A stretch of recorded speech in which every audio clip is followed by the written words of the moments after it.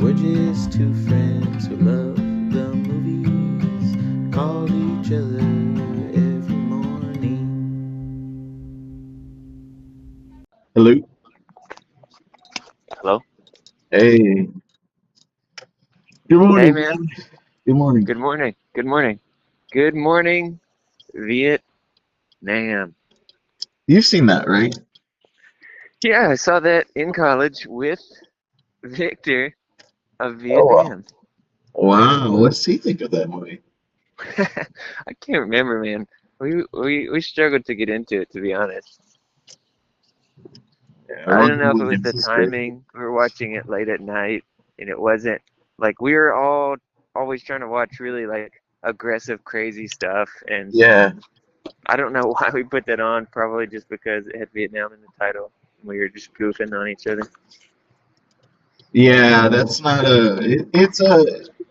it's a good one. I wouldn't say it's one of the best Robin Williams movies, but apparently a lot of people consider it to be one of the best. Yeah, I think I don't know where it falls in line of his filmography where people were starting to wonder what he was capable of besides spastic comedy. Yeah. But you sometimes hear it kind of in the conversation of his great performances.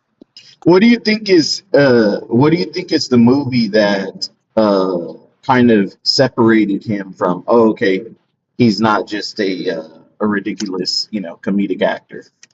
Yeah, I don't know. I feel like I'd have to be looking at his movies on a timeline. Obviously he got the Oscar for Good Will Hunting, but I don't know if there was already things happening before that that would have made that casting possible or Yeah. Yeah, I mean, I obviously I think when he won that Oscar for Good Will Hunting, it kind of let everyone know it's like, okay, he's just not a one trick pony, you know? Um, maybe I had he I almost I remember watching that documentary on him and I'm trying to remember. It seems like there was maybe was there a nomination before that or I I can't can't remember. remember. I can't remember offhand. It's funny whenever I, I think of Robin Williams, and I almost always automatically think of one of his movies that a lot of people hate, but I actually like. It's very dark. It's called Death to Smoochy. Have you seen it? No, but I can visualize the movie cover in my head. Oh, yeah. So you know which one I'm talking about, then, right? Yeah. Yeah, for some reason, and it's crazy because my dad had rented it, and Uh-huh. I there were certain movies where I would ask him, "Oh, can I watch it?" And he would be like, "No, not that one." Uh-huh. And that was one of them. And I remember he was gone, right? Like he had left, he wasn't at home, and the movie was still there, and I took You it. I watched went to it? go watch it. Yeah, Uh. yep. I mean, it had Robin Williams. I was like, "Oh, how bad can it be?" Yeah, 'cause Flubber. Because of Flubber, yes. But have you seen that? I'll have to send it to you later. But there's a edit of Miss Doubtfire, like the trailer for Miss Doubtfire, Uh, where they make where it it makes her. into a. Yeah, I've seen that. I've seen Oh man, that is brilliant. that. Yeah, Mrs. Doubtfire. I remember. So I watched a lot of his stuff as a kid like that, but you know, I started. Dude, I remember blind buying Dead Poet Society at Walmart for $5, and I was just like, I just looked at it. I was like, there's no way I'm not gonna like this, and of course I was right. Yeah.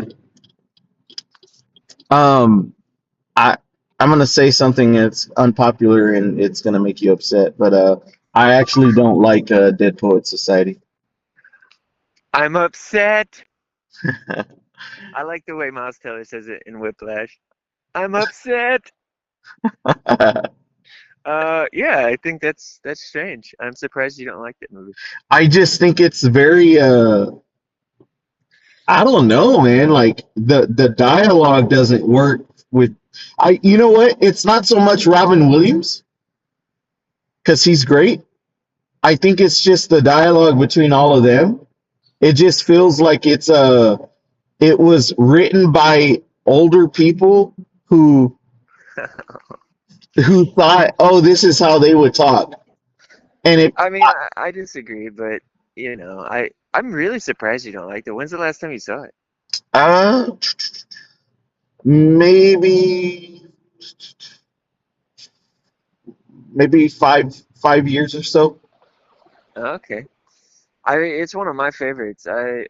It's everything about it I love. Yeah, I don't. That's one of the ones where I Is it Peter strongly. Weir? Yeah, that's Peter Weir, if I'm not mistaken.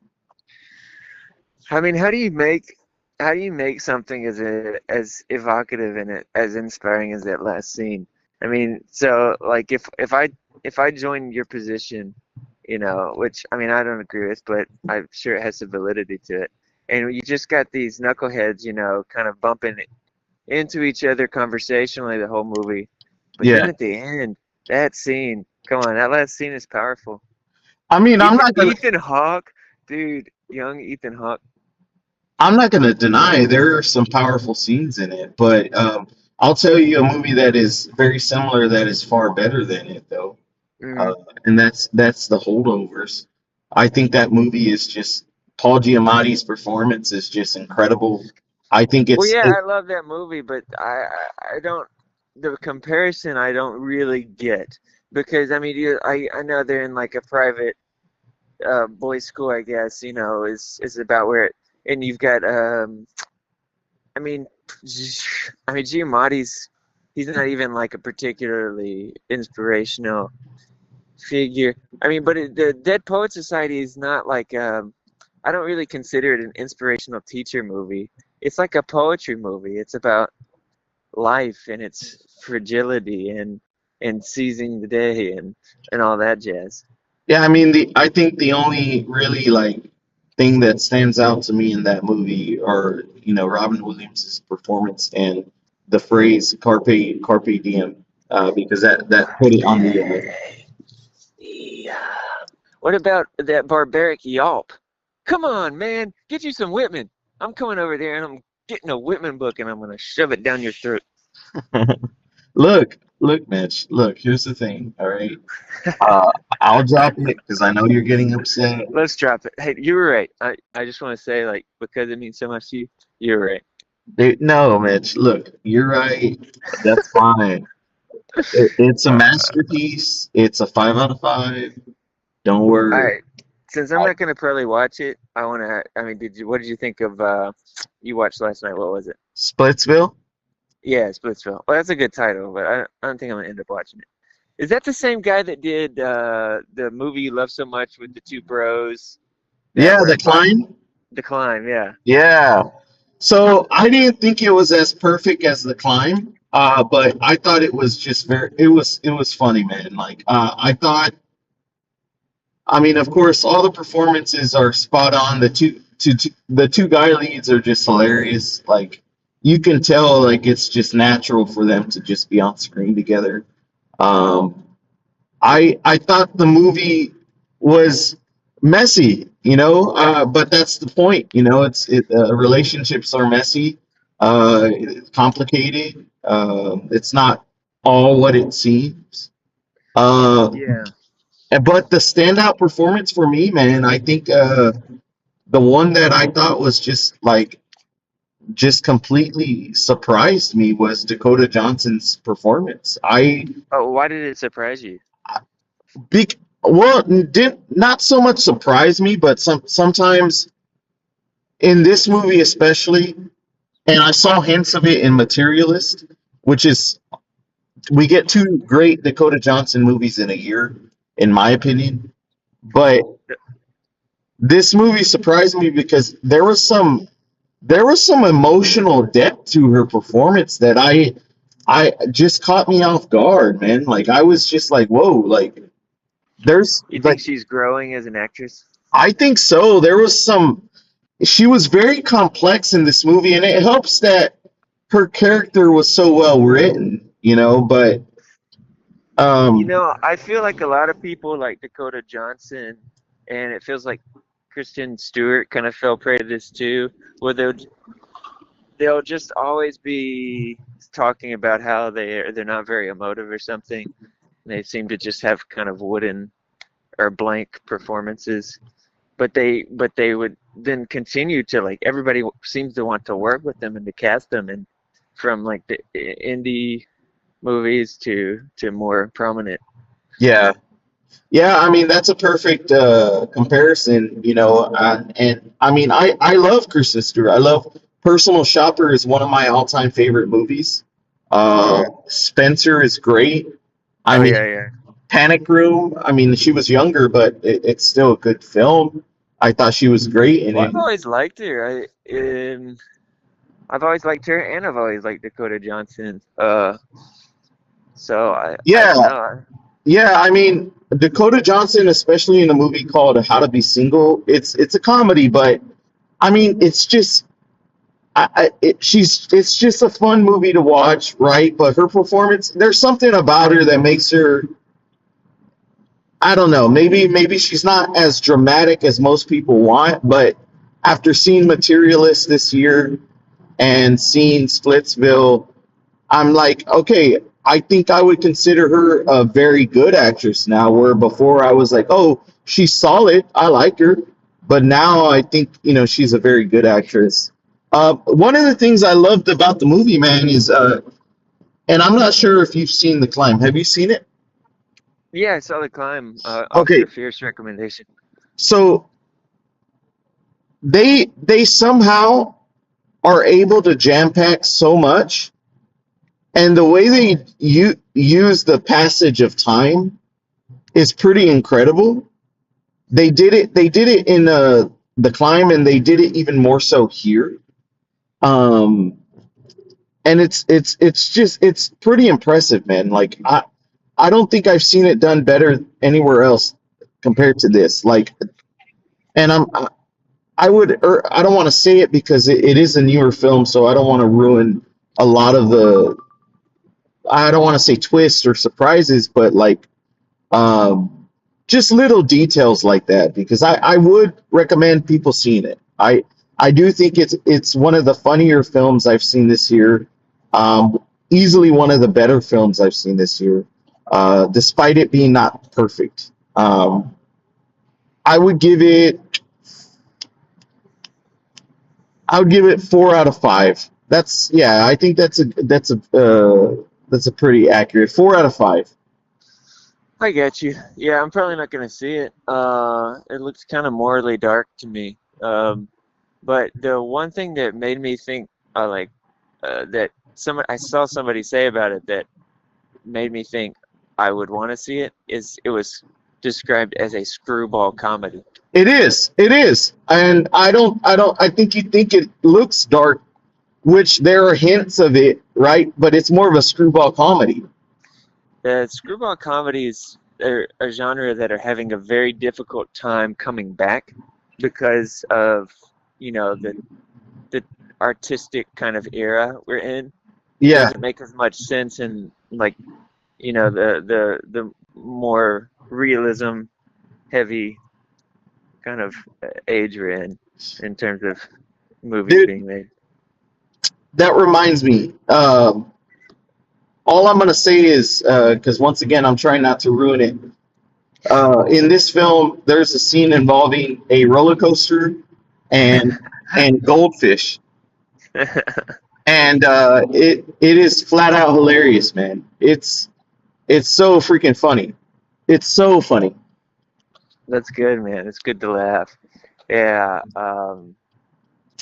That's right there. So by the way, you were saying like, oh, I don't want to say too much about it because it's new.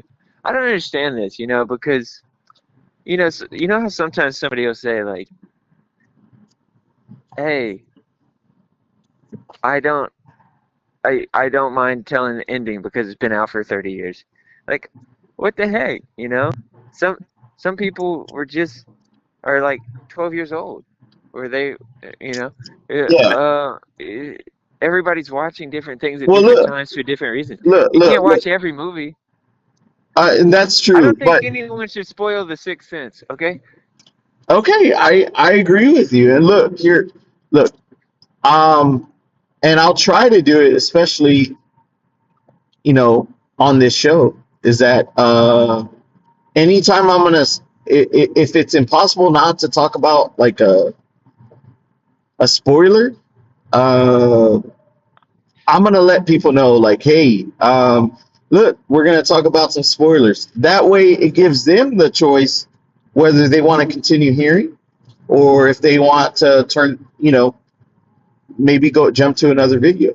So I think we should just be terroristically spoiler heavy. Just like act like we're gonna talk about something else, and then just bam, like spoiler. and then just jump into the spoilers. Yeah. Yeah, I mean, Bruce Willis is dead. What? No, don't say that. Dude, I'm just letting you know. You just said to do it. No, just don't say that. Say his character's name. Bruce Willis is sick. Okay. Um.